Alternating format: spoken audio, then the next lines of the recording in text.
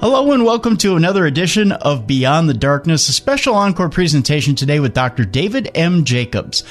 What makes this so interesting, you may ask? Well, I think this is the first instance where we've had a doctor on who specializes in ufology, who takes one stance, a stance of, you could say, extreme skepticism, and at the very end of the show, follows all the way through with it, and we do a special addendum, and he changes his mind.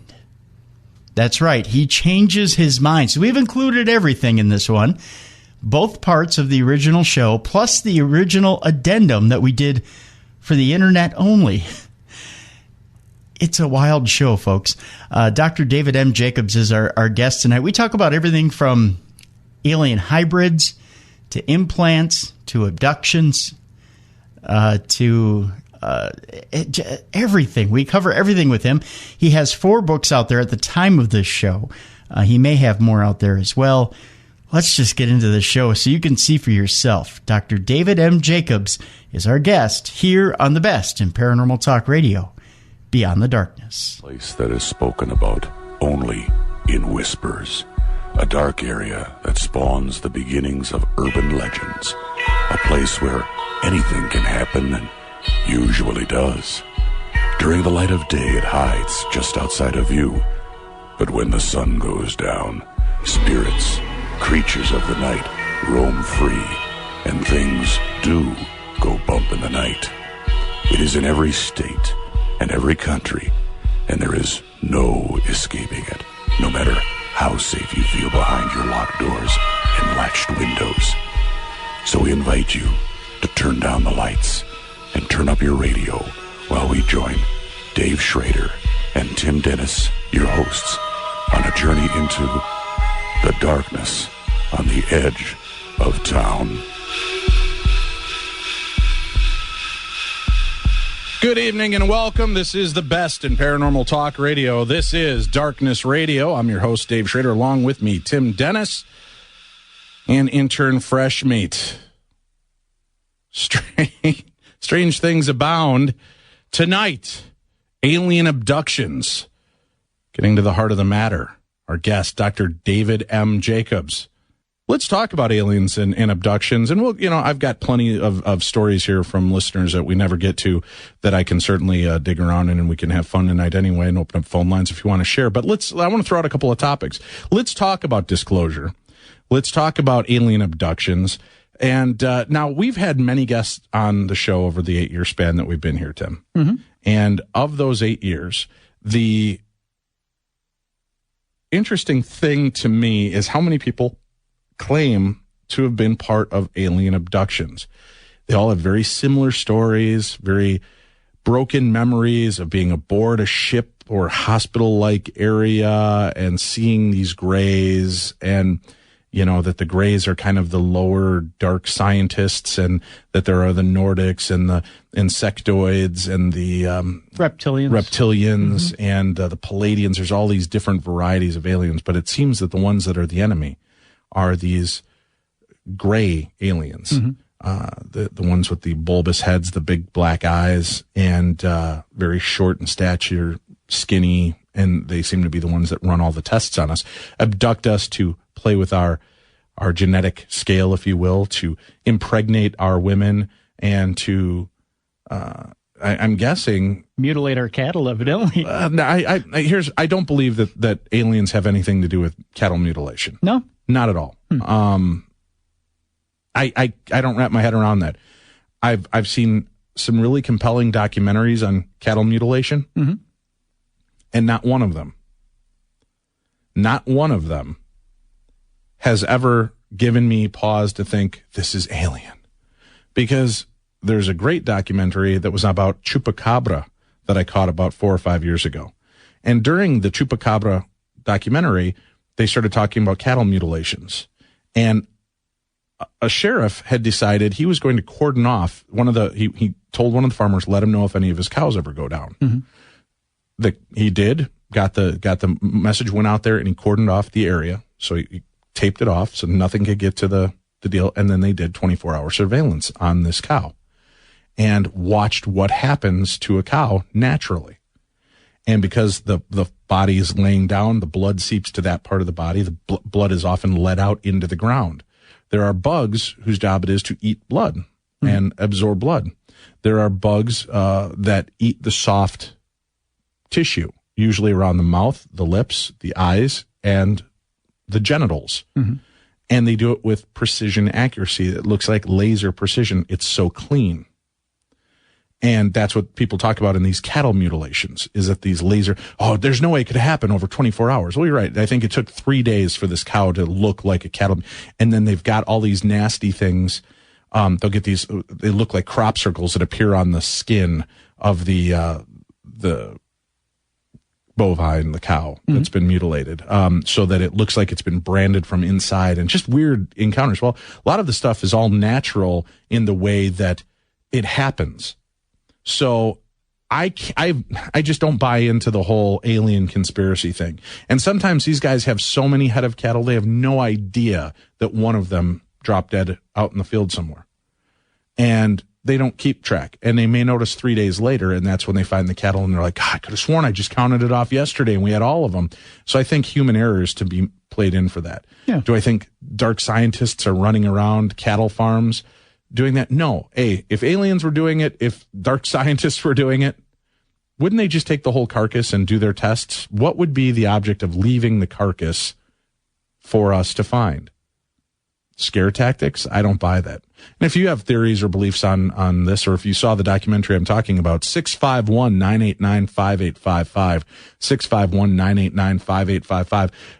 Whichever way you go on this, do you believe in cattle mutilation being tied directly to alien encounters, UFO sightings, or do you believe that it is just a natural occurrence and goes on? Speaking about the weird stuff that happens underneath the skin of cows after they die and leaving these weird branded designs, right?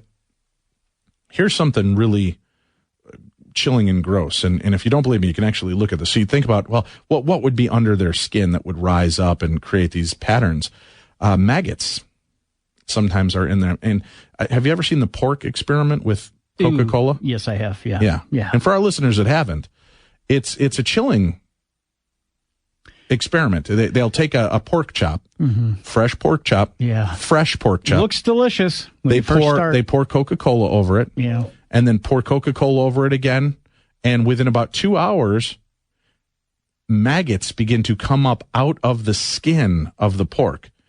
And so I don't know. I mean, maybe this is the way it is in all meat, is that they're ingested in there, and if you leave it long enough, there's maggots and things. But when you cook it off, they burn off, and you don't even notice it. Because I know, from what I understand from watching Bear Grylls on Survivor Man and all these shows, you can eat maggots, you can eat all these things for protein to keep you alive. Oh, sure. So maybe you don't notice it in the meat, but you'd be amazed at what's going on inside us. We have a good friend of ours, Ashton, who she's very into the health food stuff and was telling me about all of the different ways to cleanse. And she said, I take this one regimen that I do, and I will have bugs drop out of me. Ew. In your stool. So, ew, right? You've got all these things living within you that you don't even know. And when you consider all that, and then you look at cows and they're out eating hay and dirt, and where there's other insects and things they're ingesting, and flies are landing on them, mosquitoes, things are always entering them. I think a lot of things could be living underneath the flesh of these cows. Have I officially ruined you to fast food and red meat yet? Nope. Ready to go to McDonald's. Let's go. I'm hungry. So this is, people in the chat room said, I thought the maggot Coke thing was a hoax. No, you can actually watch. I mean, there's many different people that have done the experiment to test it for themselves, thinking the same thing, and they get the same results. Yeah, the acidity of the Coca-Cola actually draws out the existing worm in the pork, is what happens. Yeah. Sometimes you have to do it 2 or 3 times over like a 2 or 3 hour span. Oh, it takes a while for it to happen, but it happens. And then, yeah, that's kind of nasty. So, but that's where I think a lot more has to do with the cattle mutilations. I'm not of the mind that it's alien in nature. Where do you fall in on the cattle mutilation scale? Do you believe that it has something to do with dark science, that, the government is doing some kind of weird experiments on the anuses and lips of cows and then leaving their discarded bloodless carcasses on the ground?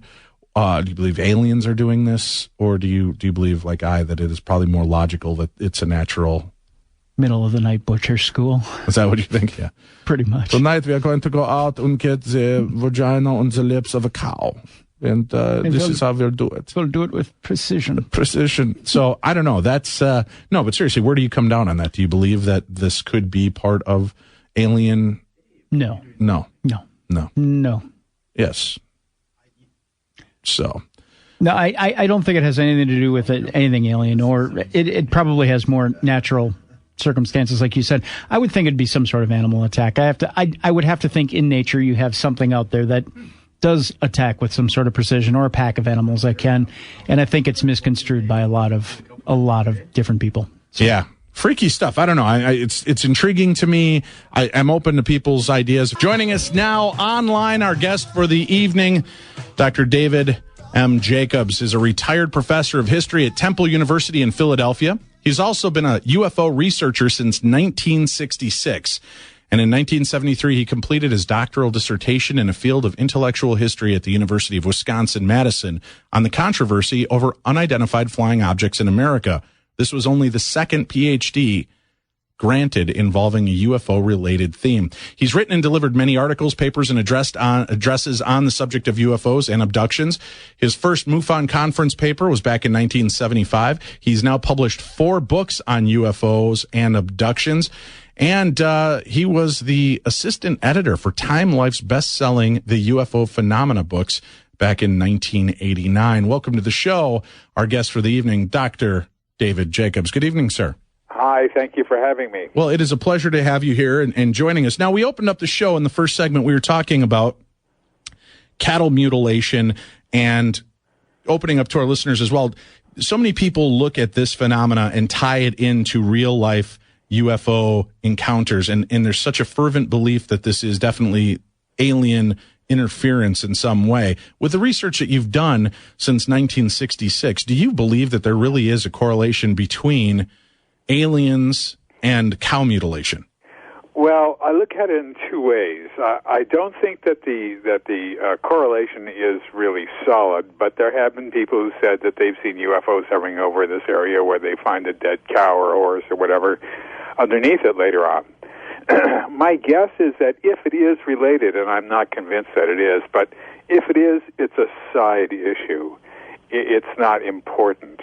I can't imagine why they would do that.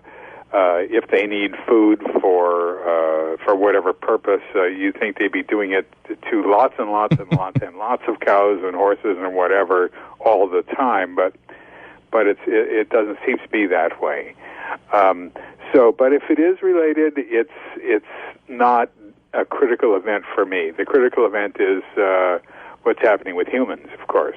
The abduction phenomena, which this has been something that's intrigued me, as I've had experiences with what I would call unidentified flying objects in my life, and have seen things that, again, it's a broad spectrum because, I'm a civilian. I don't know what I'm looking at in the sky, Dr. Jacobs, so 99% of things could be unidentified flying objects, which are nothing more than just misidentified craft that we may or may not have. I'm blown away yearly as my sons will flip through magazines and books and show me aircraft that we, the United States government, have that I'm still not even aware of. And, there's so much of this going on. With all of this going on, I'm just curious, again, since 1966 to today, you've been a researcher and have followed this.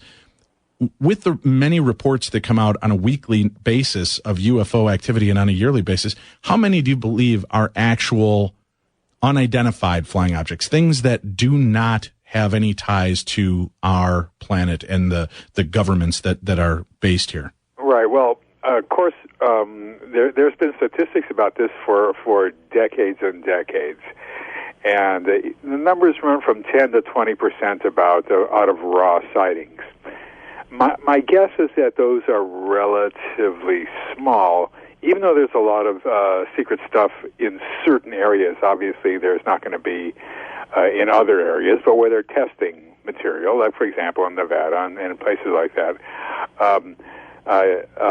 Even then, most people who see something really strange in this day and age, in the 21st century, know that they are looking at something that is extremely unusual. It's UFO researchers long ago stopped looking at lights in the sky at night or lights in the sky. I mean, it might be a flying saucer from Mars, but there's so little information. The error rate is so great that it's hardly even worth looking into when there are so many sightings that are low level of silent objects that are circular that do all sorts of crazy things in the sky that no plane that we have built can do, even today.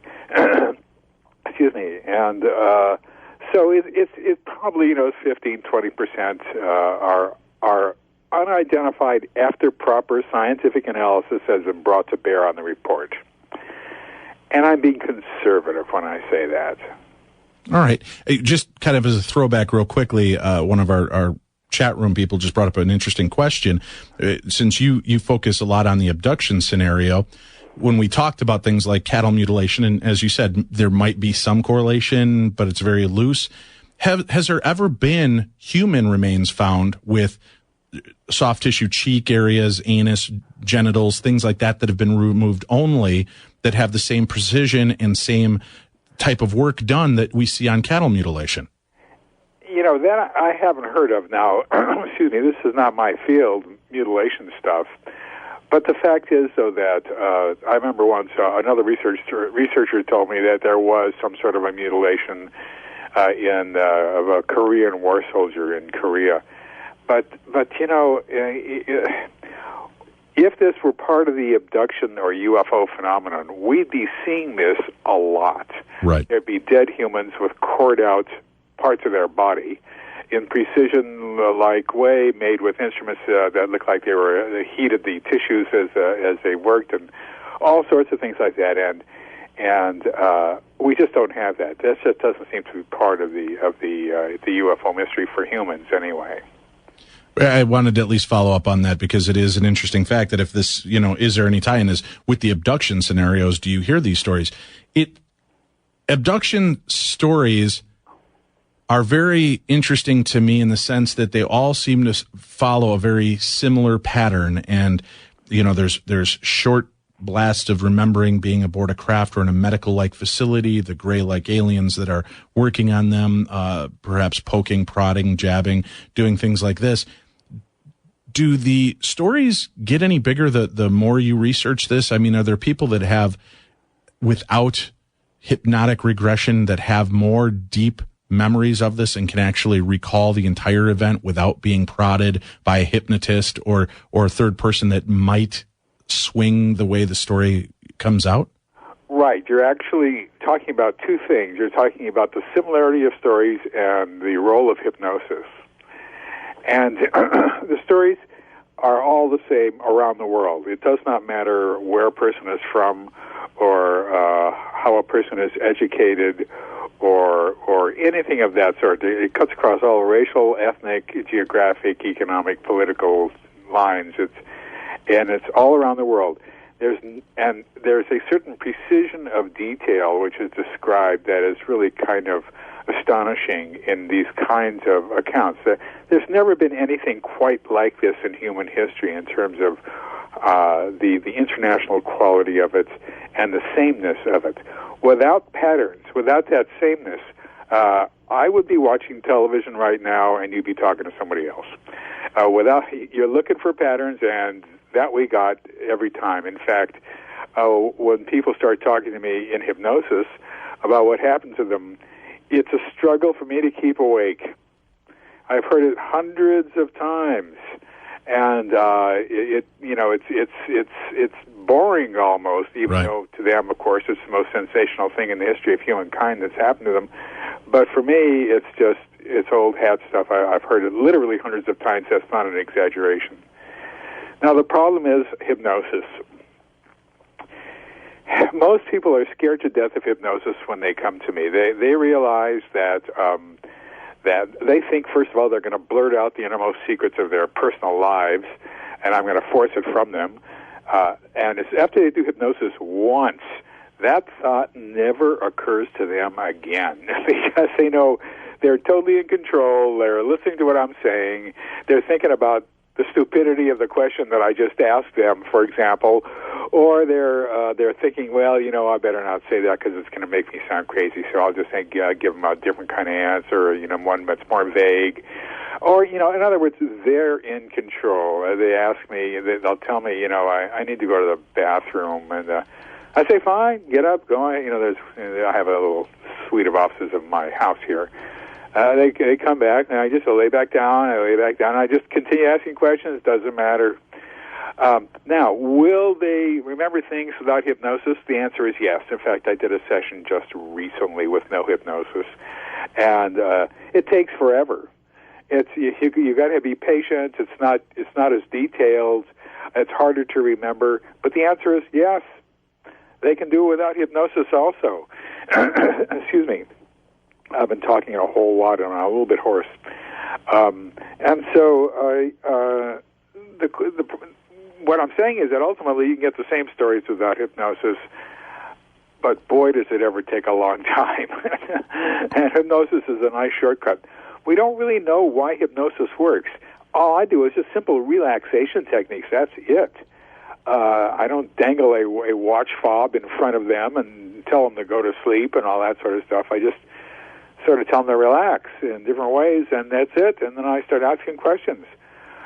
Well, it could very well work in the way that a stage performer hypnotist does, is it helps relax you so that you can release that inhibition and let loose and have some fun and act childish on stage when they're having you do all these funny things and right. ridiculous things. And in this sense, when you're relaxing and you're not overanalyzing or overthinking or inside your own head, you're able to access parts of memory that maybe would be convoluted and your id or your ego would be trying to interfere with throughout the regular thought process.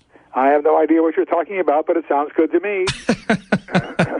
We're talking alien abductions, UFO sightings. Dr. David Jacobs is our guest. You can check out his website at UFOabduction.com. That's UFOabduction.com. Dr. Jacobs, after all the research that you've done, basic question for you. Do you believe that we are, in fact, in contact with other out-of-this-world life forms that are, in fact, abducting humans from all around the world, experimenting, taking them places against their will? Do you really believe this phenomena is going on? Yes, I do, although I would take exception with one word that you said, oddly, and that is the word experimenting. For years and years, we thought this was a situation where they were grabbing random people here, there, and everywhere, and, in fact, experimenting on them. And this came up in the first American abduction, the 1961 Bonnie and Betty Hill case. That's the first abduction that came to public attention, not the first abduction ever, but the first that came to public attention here in America. And it seemed like that was exactly what happened to them. They were poked and prodded, things happened to them of a reproductive nature and this and that, and it just seemed like it was an experiment. And so we held on to that model for a long, long time. When I wrote Secret Life, which came out in 92, I realized, I tried to force the data into that kind of an idea of an experiment, and I sort of had that uppermost in my mind even then. But by 98, when I published a book called The Threat, I realized that the evidence just was not there for an experiment. It wouldn't hold.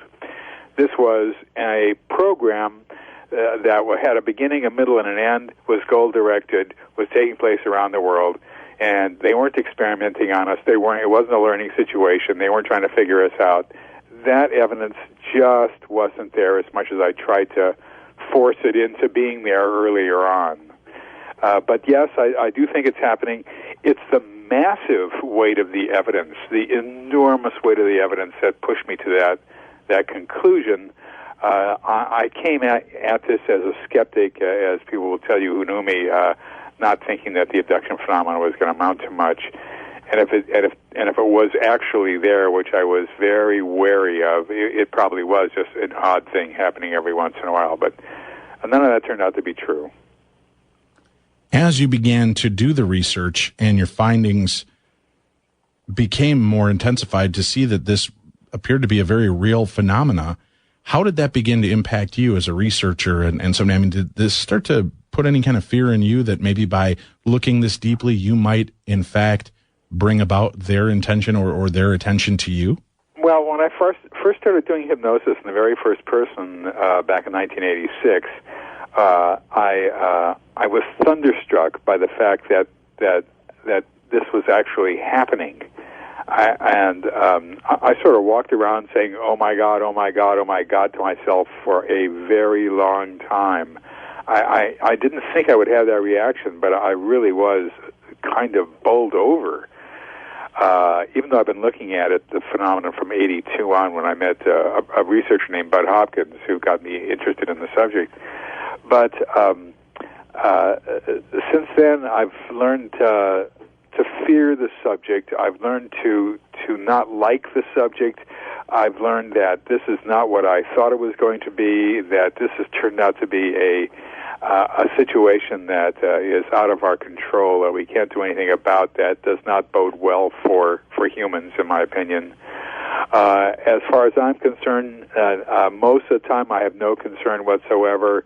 Only within the last few years, so I've had a little bit of concern for a lot of reasons, and I'll be writing a book about that. Actually, once I finish the other two books, I pretend to be writing, and but in the main, as long as you're careful, they can stop the people who are abductees from talking with the researcher. That's where the pressure is, not necessarily on the researcher. Why do you believe, if they're trying to stay so stealthy, do they allow so many of these people to have memories of this? Or, why do they return them here at all? I would think that, to further their research and not want to be caught or trapped or engaged, they would just take the people and not return them. Right. Well, of course, it's not research. They're not doing research. They're not learning. It's not a study situation. Okay. And so it's hard to talk about this subject without saying that. And I know it was for me for many years. But this is a very complicated business. What you're looking at, there's something called the Mutual UFO Network annual international symposium that will be held in July in Las Vegas, and I'm talking there, and I'll be talking about something that I cooked up in my own mind, something called the error rate. What is the error rate that we see of this phenomenon? Now, we know that it is immense, that the numbers are absolutely mind-boggling, because we did a poll back in 1991 of how many people have had abduction-like experiences but don't necessarily know that they're abductees. And the numbers were extremely high, anywhere from 2 to 5% of the American people, and almost certainly means 2 to 5% of the world's population. So you're dealing with millions and millions and millions and millions and millions of people. And I would say that of those people, maybe 95% of them don't know what's happening to them. They know that they lead odd lives, they travel on the astral plane, they see ghosts, they see dead people, they see owls and raccoons and other large black-eyed animals who they commune with in some strange way, communicate with, and they have all these other missing time experiences and this and that, but they're able to slot it into a sort of sense of experiences that the society allows in some way. For example, ghosts is within a paradigm of our society that allows for the idea of ghosts, people coming back from the dead and all that. But however, the program is secret. and which is why UFOs don't land on the White House lawn. And the secrecy program is exceptionally well done, but it is not perfect. And that's why people see UFOs when, in fact, they shouldn't see UFOs. And that's why people remember bits and pieces of things that happened to them when they shouldn't, because it's not perfect. So the question I'll be addressing, one of the things I'll be addressing at the conference is, why is the error rate basically the same as it's always been since the beginning of this phenomenon, which we can date back with a relative degree of certainty to about the late 19th century? And why wasn't it larger when they began their program in the late 19th century? And why didn't we know about it if it was? And if it wasn't, how did they keep it steady state? We see sort of a steady error rate all the way through. So nobody's ever talked about anything like that before, and I figured, well, I've cooked that up, so I might as well try to cook up an answer, too. Now, Dr. Jacobs, you mentioned that there is a portion of the populace that does not realize that they are being abducted by aliens. Are there some triggers? Are there some things that people should look for to see if they, in fact, may be among those that just don't realize that they're having these experiences? Well, first of all, abductees, I just want to finish up one last thing with secrecy. And I mentioned this was a secret program, and there's a lot of reasons for secrecy that I went into in my books and so forth. But the main reason is that they don't want us to know what they're doing. Period. And it's an irrefutable, if you believe the UFO exists, the phenomenon exists, it's an irrefutable argument. If they wanted us to know exactly what they're doing, they wouldn't be secret. But for whatever reason, they don't. Now, the question is, how can people tell if they're abductees? Well, you can't tell unless you have investigation with a competent person who knows how to do hypnosis, who knows how to ask the right questions, who knows how to interpret the answers. And I say interpret the answers because in the first couple of sessions, people can fabulate from time to time. That is to say, they say things that they think are absolutely true that are going on. And it turns out it's not true. So you have to, and they do it in characteristic areas, and it's up to the experienced investigator to understand those areas and to understand how to respond to them. So you can't just do it with your neighborhood stage hypnosis person, you know. So the question is, how do you know? Well, abductees tend to live strange lives. As I said before, they have a whole series of oddities that happen to them. They see UFOs at about an 80% clip. That is to say, 80% of abductees say they see UFOs. 20% don't, but of course, if they're an abductee, they say UFO 100% of the time. Right. And whereas the population as a whole, which includes abductees, says about 7%. So seeing a UFO real close, hovering above you, is a good indicator that something is going on. In other words, if you see a UFO in your backyard, you went out in the backyard and there was a UFO real close down and all that, and you're there and it's there, there's a reason it's there and there's a reason you're there. We found out that this phenomenon, even sighting UFOs, is far less random than we ever imagined. And people have strange missing time sequences. You know, it's like they're driving along. Here's a story I've told many times, but it's such a dramatic one. This is a major scientist who was in contact with me, and he and his wife were driving down the road. Actually, it was a highway. It was late at night. There wasn't a lot of traffic. And they looked out the windshield, and they saw a bright light. And they looked at it, and suddenly there was a huge flash. And they looked at each other, and they said, "What was that?" You know, and they didn't know, and they kept driving. They realized they were still driving, except it was 2 hours later, and they were basically in the same place they had been before they saw the flash. But it was 2 hours later. Now, that's two people both sharing that experience. This is not going to happen to a person who's not an abductee ever. But for abductees, it's not unusual. See what I mean? There are certain things that you just can't take as well, this is part of life. This is what life is all about. you have to kind of question those things. So that there are people who come to me have these kinds of experiences, and they know that it's wrong. Something is wrong because it doesn't happen to any of their friends. When they come to me, I try to get them to lead a normal life again, because we do enough sessions, and I don't charge for anything I do or anything like that. But we'll do enough sessions so that they can get a handle on it, both intellectually and emotionally. Although physically I can't get them to control anything, but so that they know that their life is not weird, their life is not strange. They've been involved with the abduction phenomenon, and that's weird enough. All the rest of the odd things that have happened to them are almost always just related to that, and they can then stop fretting about the phenomenon, stop worrying about it, stop obsessing on it, knowing that it will continue to happen throughout their lives, and get on with their lives and push it off to the side a little bit, and that's sort of what I work for.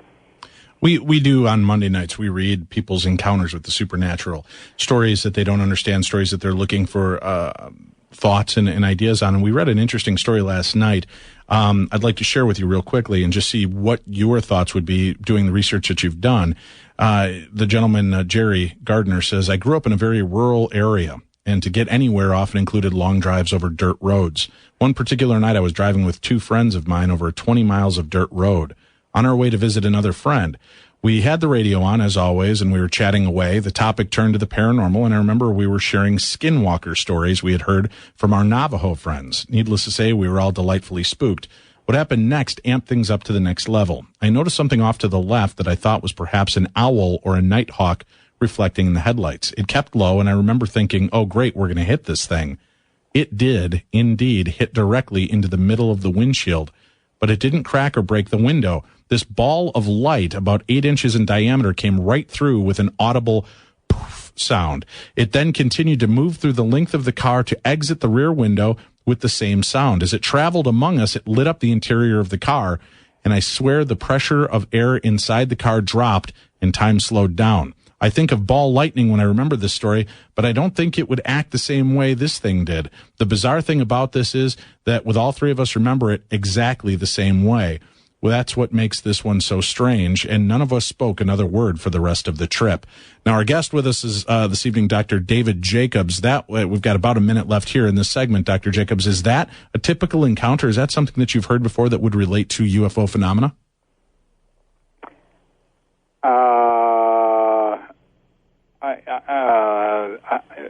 Well, I'll just put it straight. The answer is yes, but I don't want to ruin anybody's life over the radio. Well, we're here for answers, as is he. When we come back, Dr. Jacobs, I'd like you to answer onto that, as he's asked me if we know anyone that can shed light on what this experience was and might understand better. We'd like to know that.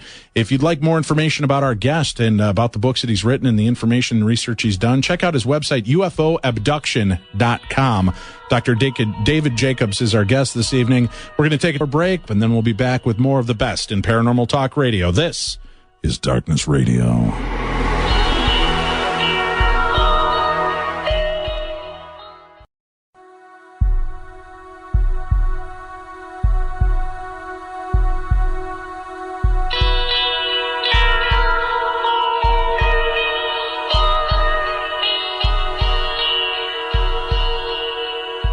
Beyond the darkness.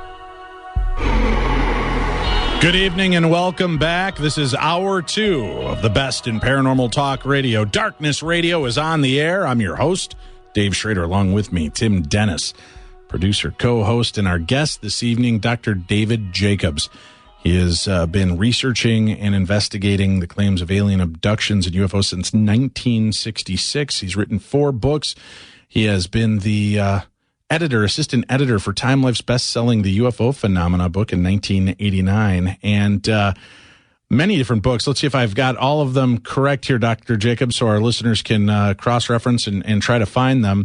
First book, The UFO Controversy in America. Is that one of them correct? That was my doctoral dissertation, which was then rewritten in part with new research and a new chapter in it. That was published in 1975. Mm-hmm. There's The Secret Life, First-Hand Accounts of UFO Abductions back in 1992. Yep.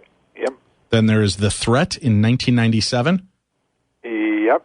UFOs and Abductions, Challenging the Borders of Knowledge, which came out in 2000. Is that right? Yeah, now that was an edited book. Okay. I did several chapters in it, but we had people like Bud Hopkins and John Mack and a host of sort of really serious people talk about the subject of UFOs and abductions. Now, in the last segment of the last hour, I read to you an account from one of our listeners that shares stories. And on Monday nights, we share stories from our listener base that are seeking insights and information on what their experiences may have been. And you made an interesting comment for our listeners that didn't hear it in the last hour. Just a quick mention. A gentleman and his two friends were driving over a long dirt road when they saw basically what looked like a ball of light come through their front windshield. It illuminated the inside of their car and then exited the car the same way. They all three saw the exact same thing. All three had the exact same experience, and they didn't talk for the rest of the evening after that. After I said that, you said something kind of puzzling. You said you don't want to ruin anybody's life or affect somebody's life negatively by answering. Now, this is a guest or a listener that would like an answer. What is... The way in which you answer that is you can't really tell what happened without competent investigation. Okay. And so I can't really address exactly what happened to them. Mm-hmm. However, when other people have told me the same story, essentially, or similar stories, an owl, for example, appearing at a person's window while she was driving and going down the highway, and the fact that nobody talked about it afterwards. For other people who said things like that, and I'm not saying that this person is an abductee, but for others, this has turned out to be fairly typical abduction material.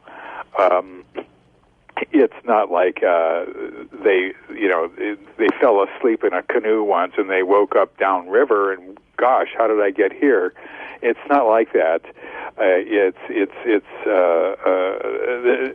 What he described is bizarre, and it's bizarre when other people describe this too. And then the fact that other people have told me that nobody said anything about it doesn't make any sense if you're a human being. Because when you're a human being, you say, damn, what was that? Right. What just happened? What was that all about? Did you see that thing? That's what people say. They don't just remain mute. It goes against what a human being would do. However, Dr. Jacobs, there's been many people that we've spoken to on our show, and I've been at locations where we've been with groups and we've witnessed things, and there is this silence sometimes that falls over you when you're watching and experiencing it. And even when it's over, I don't know how to explain it in my own personal account, is that there was this strange, almost numbing feeling afterwards where I felt like I knew what I saw, but then it was almost like I felt like I had just dreamed what happened, and I just was unable to process or speak about it for quite a while. Do you find that most people that have encounters with aliens or UFOs have that effect where maybe they don't respond immediately or speak about it? I mean, we watch movies and it's always, holy boop, what the boop was that? And it's boop, boop, boop, right? And this thing has happened and that's the excitement of a movie. But in the reality, people that have encountered things from Bigfoot to aliens all seem to have the same kind of almost hypnotic kind of sense of just, what just happened? And they're, totally the opposite reaction of what you think we should do. Well, the question is, what neurologic reaction did they have? Why didn't they become excited and not be able to sleep that night because what happened to them was so odd and so unusual? Why didn't three friends talk about it at length forever and ever and ever? Because those, in fact, are the normal things to do. Now, with abductees, and I'm not saying obviously that you are one, but with abductees who have had these experiences, the point is that they're not supposed to talk about it. It's a secret phenomenon. It's something that they don't want to talk about because they know they're not supposed to, and that's just the way life is. Now you have to remember that when people tell me about single incidents, the abduction phenomenon is intergenerational. In other words, a person who's an abductee has a mother or a father who was an abductee, and they have a mother or a father who were abductees, and their great-grandparents, one of them might have been an abductee. And it starts in probably in infancy, and we know that because oftentimes parents are abducted, or a mother or a father is abducted with their infants, and continues with great rapidity into old age. It's not a single event, there's one got him kind of situation where a person is in the wrong place at the wrong time. It's not like that at all. We used to think that was it, but the evidence wouldn't hold for that. So it stops somewhere in old age. We don't know where. In other words, some people on board a UFO and they're sitting in a room with other humans who are waiting to be processed, in essence. They don't see people who are above the age of 80 much. They'll see some elderly people once in a while, but it's rare. And so we think it stops when they've sort of outlived their usefulness for the future. But I can't guarantee that. I can't be sure of that. But that's the best I can do right now. But this is the phenomenon continues with great frequency throughout the course of a person's life. So if they remember one or two incidents happening, they might have had 100 or 200 or 500 incidents, and I'm being conservative when I say that. In other words, if a person is 40 years old and they've been abducted 5 times a year, and we have never actually had a person who has been abducted that infrequently, that's already 200 times the time they were babies. You know what I mean? I mean, it's the numbers add up to staggering amounts that are just as crazy as all the rest of the subject is. If you don't know anything about it, you know, everything about it is off kilter. Everything about it is kind of nuts in some strange way, and yet here I am talking about it because the evidence has persuaded me that this is indeed happening, sort of the way I'm describing it. And so it's old hat with people.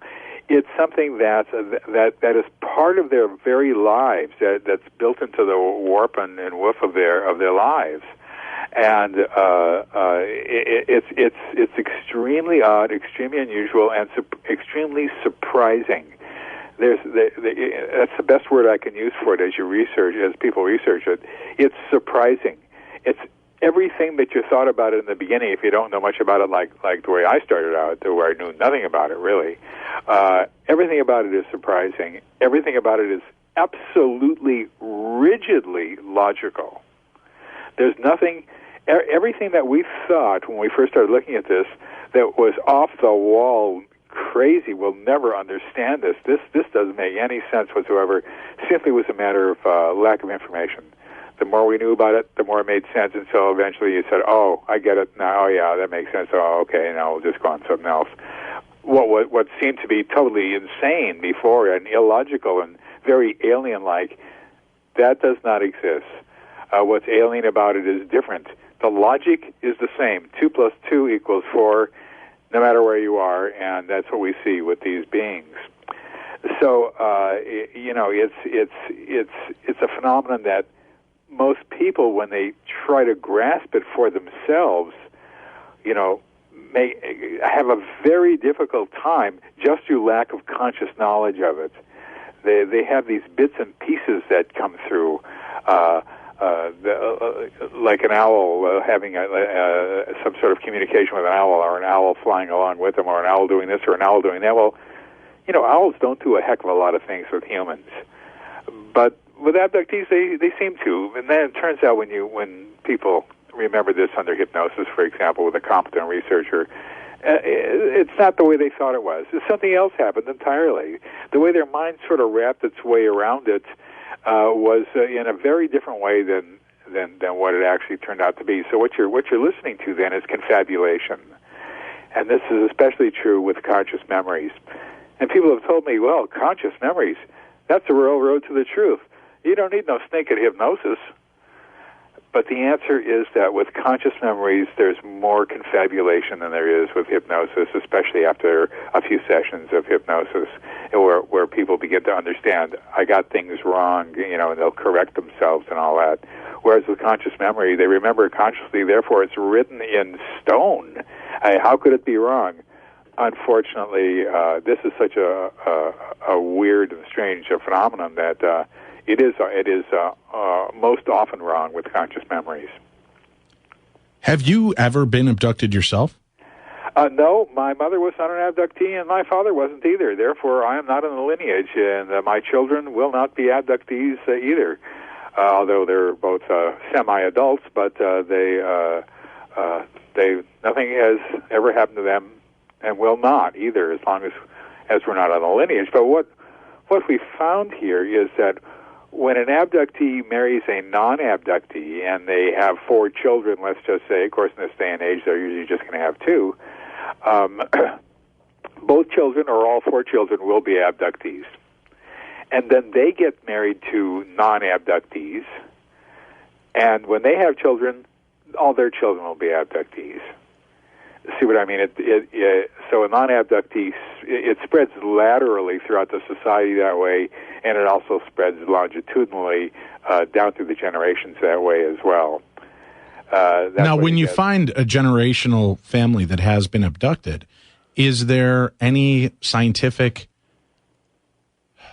correlation? Is there anything genetically or DNA that you can discern between a person that's not an abductee? Is there any changes? I don't know that.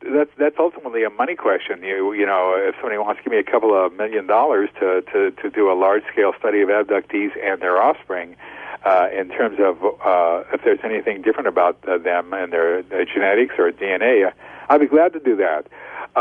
The problem here, I just came back from Brazil last week, and I was at a conference in Brazil, and an Argentinian abduction researcher, actually a married couple, had done a study of blood types of abductees. Now, there's a rumor that people with Rh positive and Rh or Rh negative or whatever it is are abducted more. That does not turn out to be the case. I've asked people what their blood type is, and it's just all over the place. But they discovered something that I had never even thought of, and that makes no sense whatsoever, so I'll have to start looking into this if I can. And that is that abductee children are born with a different blood type than their parents. And that just can't be, but they gave this paper which suggested that they'd worked with 30 people, and they found it in all these different incidences, and so that's a study that's got to be replicated here in the United States, if at all possible. And that's a doable study. In other words, all you have to do is ask a person what their blood type is, and then ask them if they know their mother or their father's blood type. Now, sometimes people just don't know that. You know, right. It's not something that they share around the dinner table. It's just part of their lives. So, but I would like to see if that could be replicated. That was very intriguing to me, and that's just from a week ago where I got intrigued. That's fascinating. But not a whole lot intrigues me about the abduction phenomenon anymore. If that is the case, that would be groundbreaking, because then you would think that there is definitely a DNA shift that might even show that this child is not directly from this lineage at all. Well, the DNA apparently is the same, but the blood type is different. And because I've had people who were absolutely convinced that I've known people rather that they were not, in fact, the children of their like one person said, his father. Were the majority of the blood types with her father, and she was, in fact, her father's child. Were the majority of the blood types the Rh negative in the children, or was it the Rh negative usually found in the parents' genes? Rh negative apparently had nothing to do with it whatsoever. Okay. It was just a different blood type, like the parents might have type B blood, and the person would be born with type O. Well, that can't be. It's got to be type B. I think that's at least that's what this. When the couple took these findings to a hematologist, the hematologist said it's crazy. They can't. Yeah, this is not possible. It is not. They showed him 1 or 2, and then they showed her 10 cases that they had uncovered where this was the case where the child did not have the same blood type as either of the parents, and he was aghast. He just scratched his head. He could not. It doesn't make any sense. It's senseless. Now, I'm not a hematologist, and so I'm just reporting what they said. Sure. And they sent me the paper it's all in Spanish, and so I'm using Google Translate to see if I can read this thing. Google Translate is an imperfect instrument, but I think it's going to be fairly good enough. I've got half of it translated, and But well, do you believe then? You're saying that you believe that there's a lineage that it follows the alien abductions, according to the research you've done. Could somebody that has abductee memories, but their parents don't show any recall, could it just mean that they've blocked it? Yeah, that happens all the time. You have to remember, this is a secrecy program that is amazingly successful.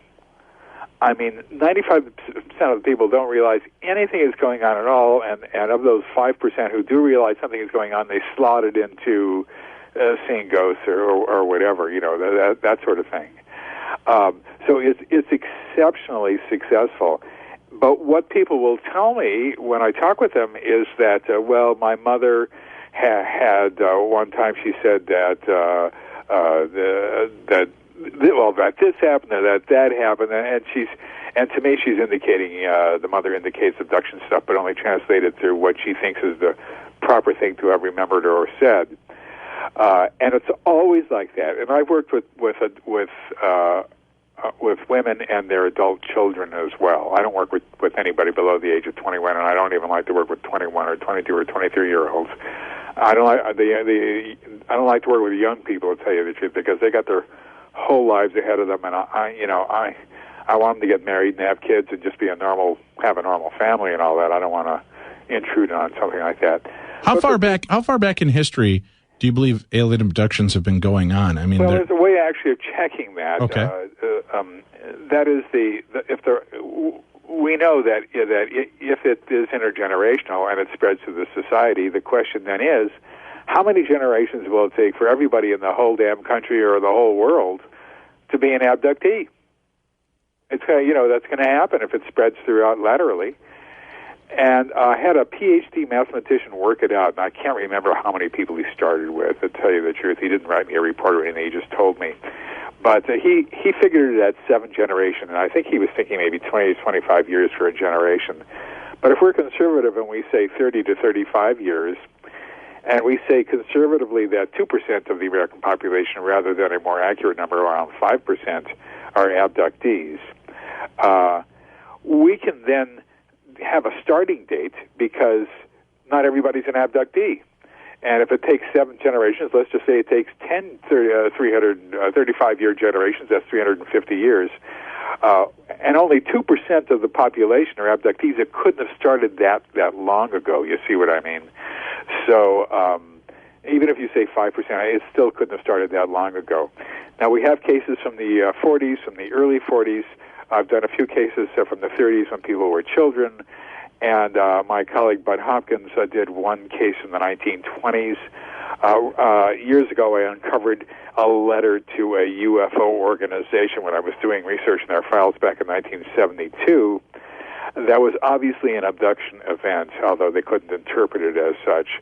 And that took place in 1917. And there are family stories to go back to that indicate abduction activity to me that go back to about the 1890s.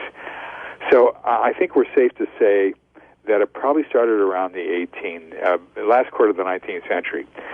In other words, if it started in 5000 BC, by 3000 BC, everybody in the world would have been an abductee.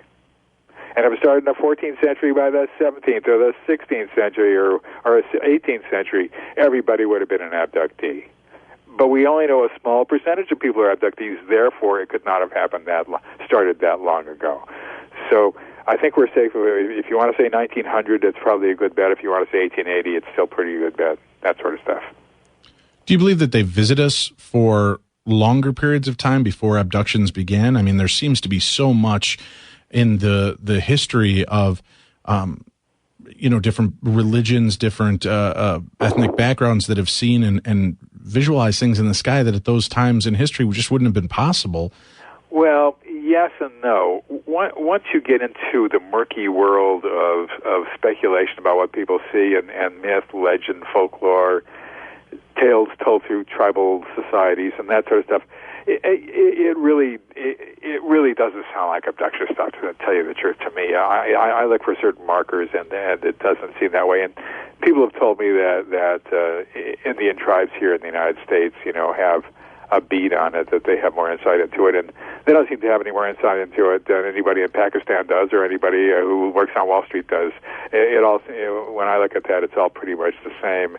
And people used to tell me that the main group of people who are abducted in the United States are Irish. And my answer to that is, huh? What?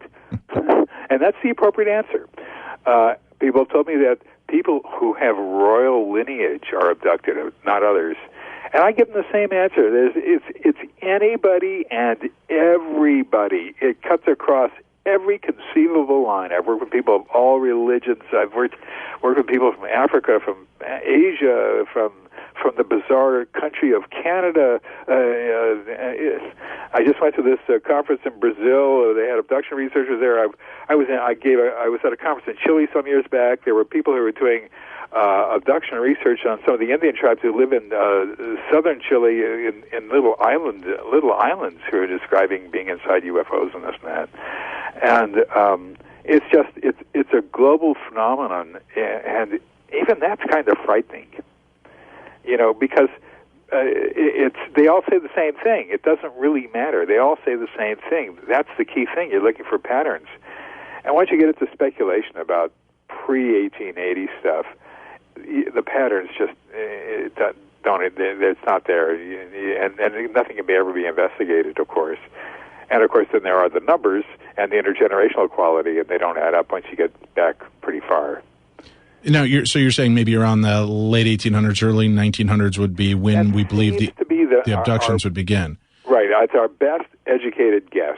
So you then don't believe, there's some of these hyped up theories that we were planted here by these alien races and they're coming back to check up on us. Well, the problem is the archaeological record for the growth of primates. And archaeology is bone driven. They keep finding more bones, and they keep pushing humans back as opposed to finding anomalies. And the only thing that's really not in the archaeological record, which we don't know, we may never know it, is the sudden growth of the human brain to make Homo sapiens, the rapid growth of the brain. But, I can easily see smarter humans being not eaten by lions as opposed to dumber humans as the millions of years went on, or hundreds of thousands of years. And so that the smart ones, who had a larger brain for some reason or another, eventually mated with other smart ones, and you get a growth of the Homo sapien. But, excuse me, but I'm guessing. Right. It's out of my field. I'm just saying that, so nobody has to believe that. Is this a frightening fact to you that abductions are going on and that they continue on a regular basis? Yes, it is. I didn't think it would be, but the more I learned about it, the more frightening it became. And I when I first started doing this, I was sort of elated that I had uncovered an abduction event with a woman, and this was 86 when I first did hypnosis. I've been studying UFOs and abductions since 65, 66, but UFOs rather since 65, 66, and then from 82 on, I just concentrated on abductions. But the more I learned, the less elation was in me. The more I learned, the more I realized that this ain't good. I just don't like this. They're secret for a reason, and they don't want us to know what they're doing for a reason. And once I figured out what the reason was, then I realized this is not good, not good, not good. Is this a danger to us? I mean, should people be worried and have a concern about alien abductions? Well, I do. I think that they should be. Yes. Now, obviously, people who are abductees, can't do anything about it, and so they just have to lead their lives as normally as possible. But for people who are interested in the subject, like I am, it becomes worrisome. Because what I found essentially was that, and this goes back to 1983, before I started doing my own hypnosis. My colleague Bud Hopkins called me up and told me that he had discovered this really bizarre, strange, off-the-wall case where a woman was taken on board, and she was shown a weird-looking baby. The baby sort of looked half human, half alien, and they wanted her to hold the baby and then to feed the baby. This was a conversation that was so bizarre.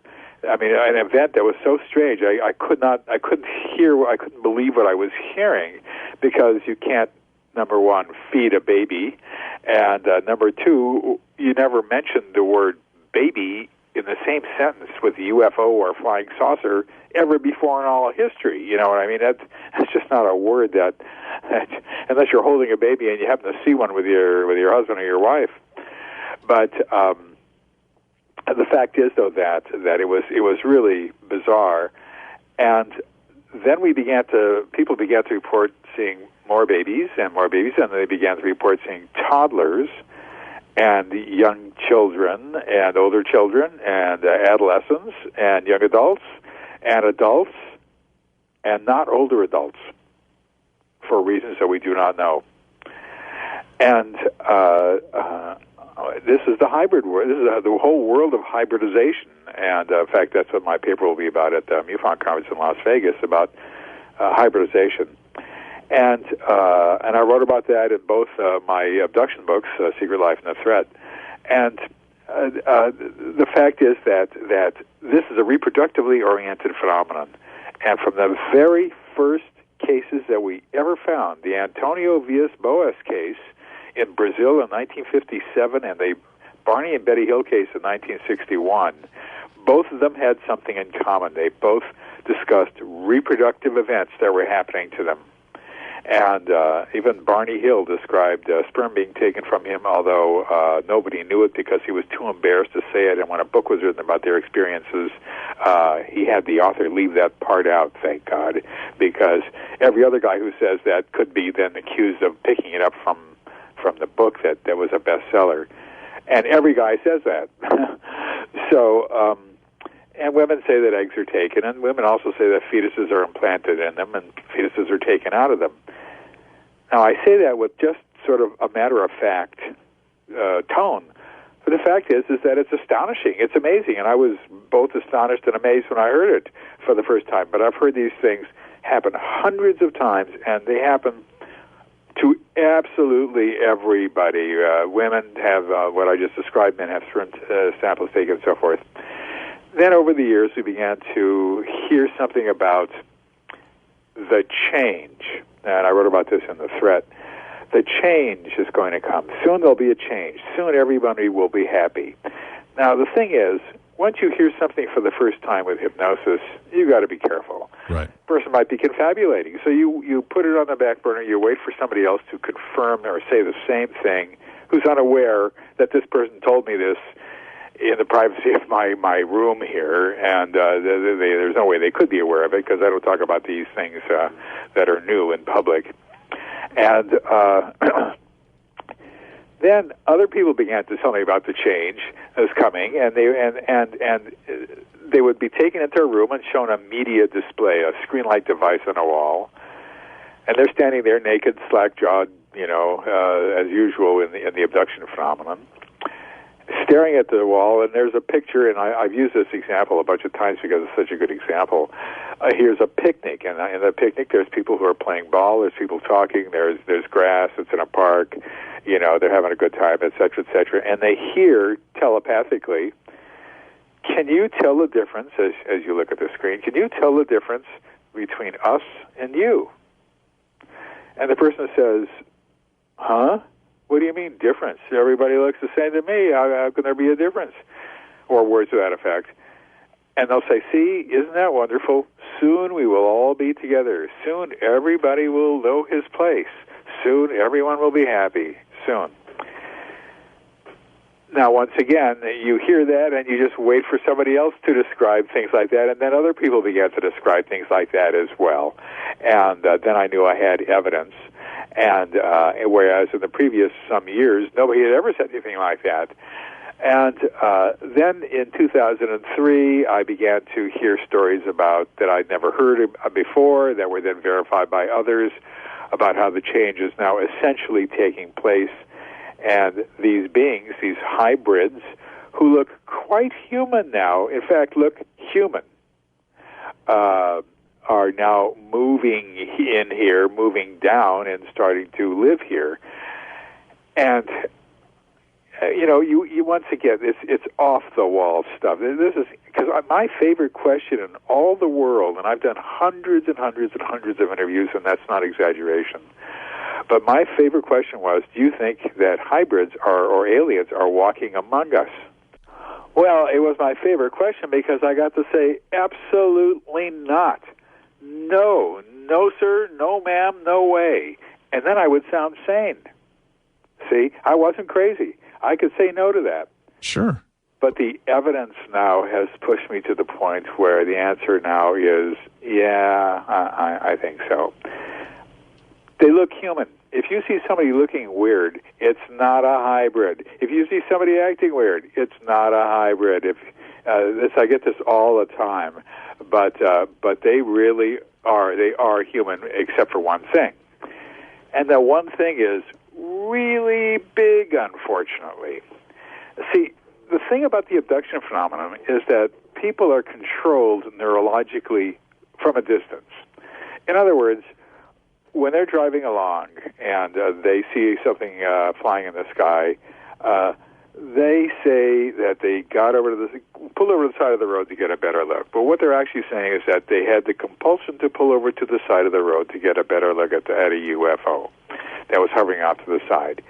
Then what they forgot to tell me was that they then just sat there, and these beings came out and opened the car door, and he went with them, and they took him into this object, and they did this to him, that to him, this to him, that to him, this to him, that to him, this to him, that to him. They took him out, they put him back in his car, and then suddenly he came to, and there was that UFO, and it flew away at a really fast pace, and that's what they remembered. But the fact is that they pulled over the side of the road, and that's control. It's the same thing if you're in your house at night and you think, what the hell's happening? Somebody's coming into my room. You don't reach underneath your pillow to get out your 9mm Glock, even though you got one stashed under there. You don't call 911. You don't wake your husband, your wife, or whatever. You're controlled. Without that control, there would be no abduction phenomenon, and you're controlled on board also. You don't kick, scream, run down the hallways, although every once in a while that will happen. Somebody will get out of control for a few minutes. Well, that neurological control actually extends to a lot of other things as well, and without that, once again, there'd be no abductions. The beings who look human are human in every conceivable way imaginable, except in terms of brain matter.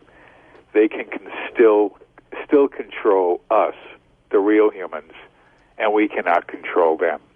That's the difference. That's why there's an abduction phenomenon, and that to me that's scary. I don't like that. I want to be able to control them. Right, who doesn't? I want to be a first-class species, and I want them to be a second-class species, not the other way around. What do you make of the Stan Romanek case? Are you familiarized with that? I am, and I wasn't sure about it until I read his book. Then I now think that, there just something isn't kosher about it. I just don't like that case. I've met with Stan. He showed me some video that was astounding. Yeah, so astounding that I saw of an alien looking in his window. Right. I saw the one actually where he saw it in his house and videotaped it looking around the corner at him, and then he blacks out. I guess I didn't see that one. I saw the one where he was just looking in a window and the alien blinked and all that sort of stuff. And there's the one problem with that. Just a slight little problem. Just a teeny-weeny little problem. What's that? Aliens don't have eyelids. Damn you, Stan Romanek. All right, we got another question here from the chat room. Clint wants to know what you can tell us about I believe the MyLab abductions, the military abductions. Yeah.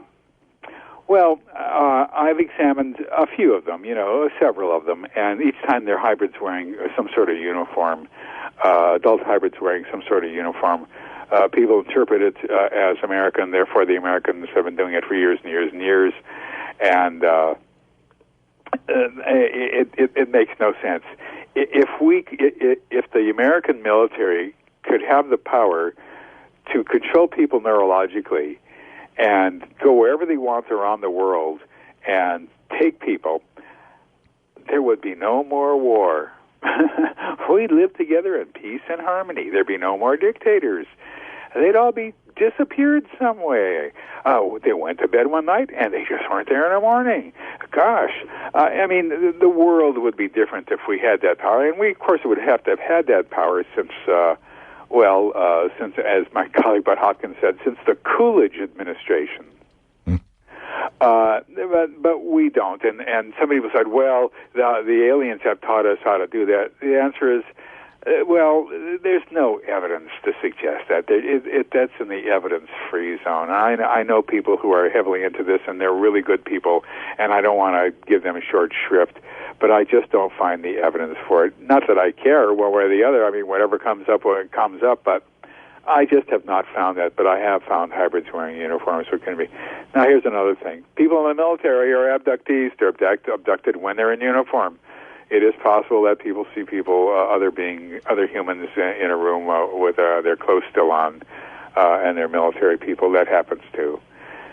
So I know it's a lot of people don't like me because I just don't find the evidence for it, but people just don't tell me that. We've got a couple of quick calls I want to try to at least get in. Antonio's been with us for about 45 minutes on hold. I appreciate your patience, Antonio and Hopkins. What's your question for Dr. Jacobs? Basically, I got a question here. I kind of mix in between both, between the supernatural and the alien abductions. I have been abducted before. I've had an incision and a crystal taken out of my leg. I know it's hard to believe. And also, I have found a book here, UFO Encounters. It says what's out there beyond the clouds and the sun, and other planets and life forms may have visited Earth. Yes, there's well over a million people who have been abducted, and it's pretty interesting. But I also have other. You had a crystal that was removed from your leg? Yeah, I got an incision. When I was a kid, I was abducted, and a crystal was removed from my leg, and they used that actually as a tracking device. We were talking about how people get abducted. You don't remember most of it, but there's about 3 times that I remember that I have, and they put tracking on you. And right now with America, we're actually being under constant surveillance. I'm sure you've heard about that. And then there's also the MK Ultra with the hypnosis that is going on that Americans picked up from the Nazi Germany. Let's reel back for a second now, Antonio. Dr. Jacobs, we've all heard about the alien implants, and most of it I've heard have been little metallic shards and things that have been pulled out. Have you ever heard of a crystal that's been placed under the skin? Is that something that's new to you? Or I haven't. There's a man named Roger Lear who works in Los Angeles, who's a podiatrist, and he works with a team of other doctors. And they removed a bunch of implants of some sort, or let's just say objects from people who might be abductees, and they've had some interesting items removed. I don't know if anybody ever removed anything with crystal, but then again, what do we know?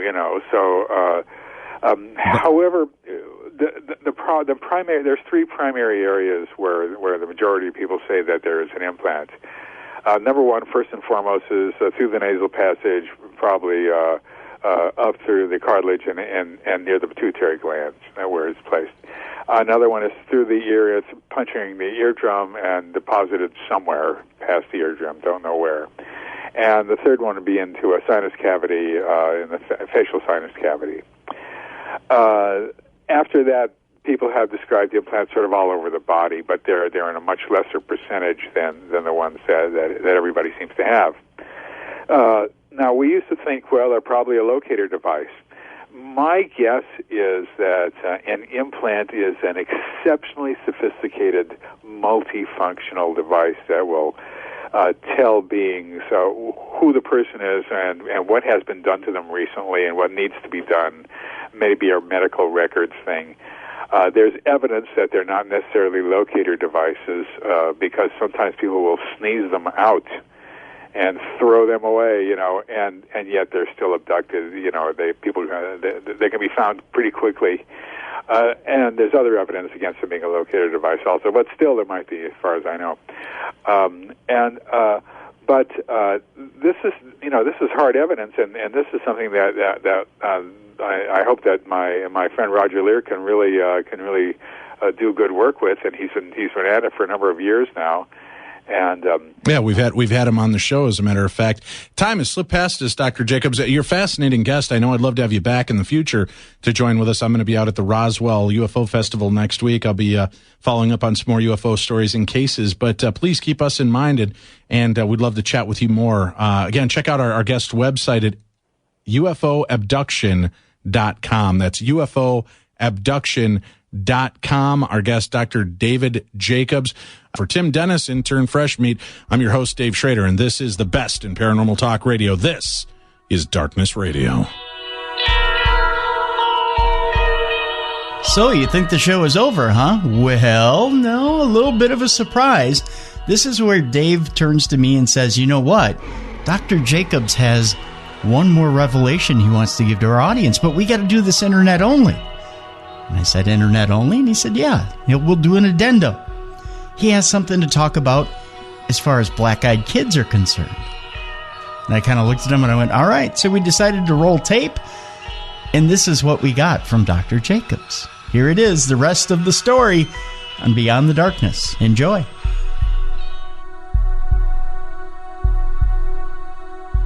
Hey, everybody, thanks a lot for coming back and checking this out. This is a special addendum to tonight's show. We do this very rarely, but I'm glad that we're able to do this. Our guest for the evening has been Dr. David Jacobs. He's been researching UFOs and alien abductions since 1966, has written 4 books on the subject, and he runs the website UFOabduction.com.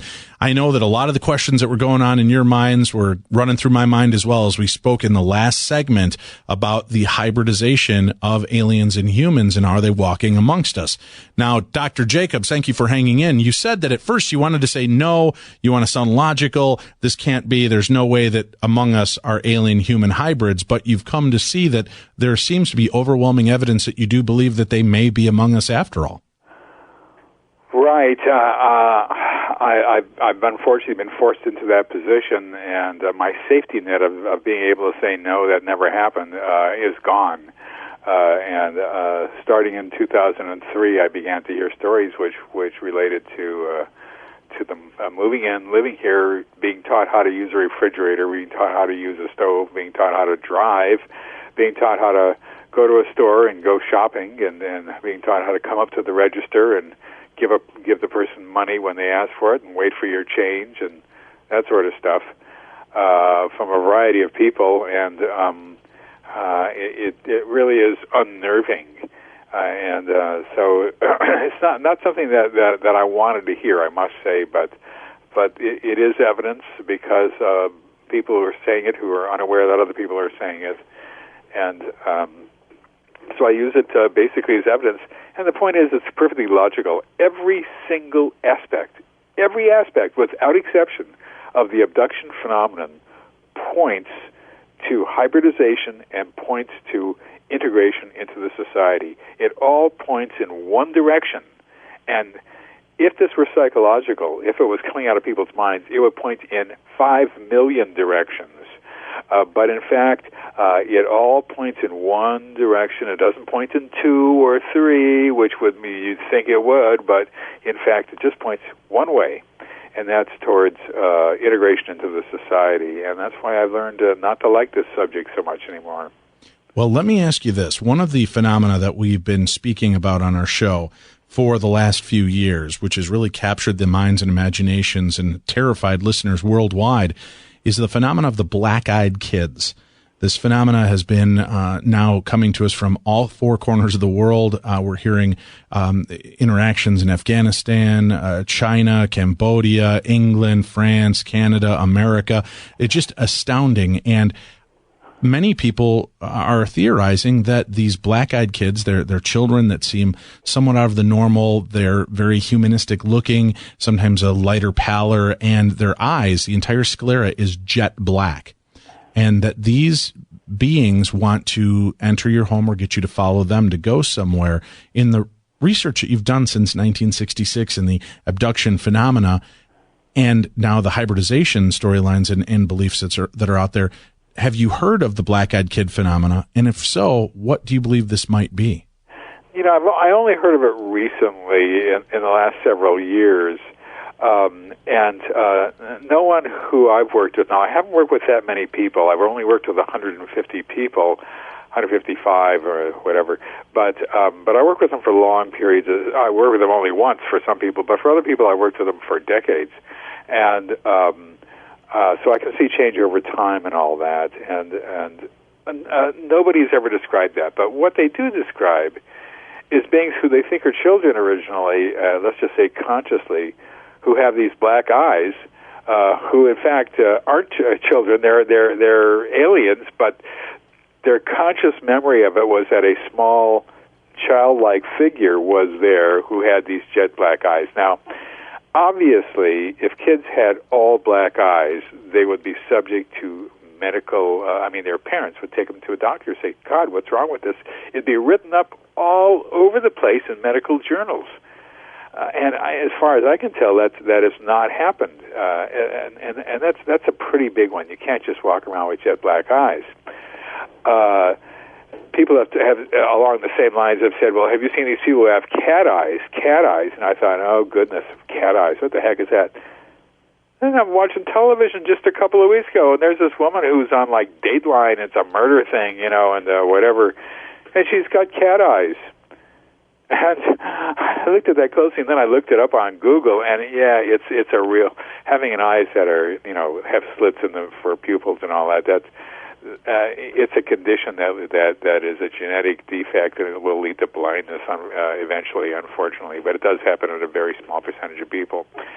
But black eyes has never come up that way, which would be a far more unusual situation, because the eyes are built for a specific reason for primates, and they got whites, and they got an iris, and they got a pupil, and they got everything. So it would be medically of great significance, and that doesn't seem to be the case. So my best guess, and now I'm going to sound like a debunker, but my best guess is that it's urban myth, or it's a confabulated story where a person thought, in fact, that they were seeing black-eyed children, and it has happened with others. The idea of a black-eyed child then goes to the society, and other abductees will have a memory of seeing small beings who have black eyes and thinking, well, these must be black-eyed children. And once again, I'm guessing. I'm not a folklorist, but I'm guessing. But it's sort of an educated guess, once again. You know what I mean? So you believe that it could be falling in that same vein of people that witness owls or the raccoons, exactly, or something along those lines? That's exactly what I'm saying. That's exactly what I'm saying. It's interesting. My sense. We've talked to many people that believe that they've been abducted, and off air, some of them will tell me a story that they will not share on air. And it's interesting to me, as you talk about the confabulation and we talk about the black-eyed kids, that many of these abductees, their earliest memory is seeing Santa, or seeing more often than not the Easter Bunny, and being aware that what they're seeing isn't what they think they're seeing, but it is something giving the guise of one of these mythical creatures for the children to be a little bit more accepting of what they're about to experience. Have you heard any kind of relatable stories towards this type of confabulation, with it being a Santa Claus or an Easter Bunny type character? Oh, all the time. Yeah, very common. Kids do that. The interesting thing about kids and abductions, since they're abducted, from birth on practically, or whatever, from a very early age on, they know, even at age 5 and 4, they know something is wrong. When they get to have sort of a consciousness, like age 5, people don't remember much before 5 or 6. But when they hit the age of 5 or 6, they realize something's wrong. This isn't right. These beings shouldn't be coming into the wall through the window in my room at night, and they might in some way think that it's the Easter Bunny or Santa Claus or any number of other, or they call them the Eggmen sometimes, or one kid called them bad doctors who are coming into his room. But the odd thing is that on a deep level, they know something's wrong. This shouldn't be. This is not a normal part of life. They know that very, very early on. Interestingly enough. Also, interestingly enough, with kids is that they tend to remember more. They have more bleed-through memories between the ages around 5 and 11 than they do after 11. Once they hit 11 or 12, their brain begins to organize more as an adult's brain, and they tend to forget more like adults do, and then they think that these odd experiences that were happening to them when they were younger just stopped happening. But we know that it doesn't stop. They just stop remembering. But you have in fact heard the stories of the Easter Bunny and Santa being I have heard those stories. Alien fabrications of what they're seeing. Yeah, I have heard those stories from children. Now, I don't work with kids, because once again, the problem with kids is that if they know that they're an abductee, if they understand that they're an abductee, they go to school and they tell all their friends. And the problem is that the teasing of them starts immediately. You're an alien, there's something wrong with you, blah, blah, blah. It starts immediately, and it never ends, ever. As long as they're in grade school and grammar school, middle school, whatever, junior high, it never ends. I've had one woman whose daughter, who was 9 years old, 10 years old, she had to pull her out of her school and take her to another one, and because the teasing was so severe. With my own son, who's now 31 years old, but when he was in grammar school, just the fact that I was a UFO researcher caused incessant teasing of him, calling him an alien and this and that, just because it got out that I was researching UFOs and all that. So I don't work with kids. I want them to lead normal lives, and all that. But I have heard of Easter bunnies and Santas coming into their room, and it ain't Easter, and it isn't Christmas. It's some difference. All right, guys. Well, Dr. David Jacobs, thank you for hanging in and being a part of our special addendum for tonight's show. Again, check out our website for more information on our guest, UFOabduction.com. That's the website, UFOabduction.com, to find more information on Dr. David Jacobs. We'll be back again tomorrow night with more Darkness Radio. Well, there you have it. What do you folks think? Dr. David M. Jacobs went for an entire 2 hours of show saying that he didn't believe in this, he didn't believe in that, he didn't think implants were necessarily what they were, he definitely didn't think alien hybrids were what they were, and then you brought up black-eyed kids, and he totally flopped positions. Something interesting and new when it came to Darkness Radio at the time, and we were quite surprised, to be honest with you. It was a pleasant surprise because it was something that no doctor had ever done with us before, no scientist had ever done with us before, so it was something that we thought was new and exciting and different on the show, and we figured we would dig it back up this week and play it for you because it was definitely one of those hidden gems that is a little bit of a holiday gift, a little bit of a surprise to bring to you, our listening audience. Tomorrow, we're going to dig a little deeper into the Beyond the Darkness archives. We've got cryptozoologist J.C. Johnson. We'll be talking about Bigfoot, Sasquatch, and even skinwalkers. I know. There's some different beasties that we'll be talking about tomorrow with J.C. Johnson. We'll even talk about how J.C.'s in the Christmas spirit, and it's a little brutal. You'll have to find out yourself tomorrow here on The Best in Paranormal Talk Radio. For Dave Schrader, I'm Tim Dennis, and this has been The Best in Paranormal Talk Radio, Beyond the Darkness.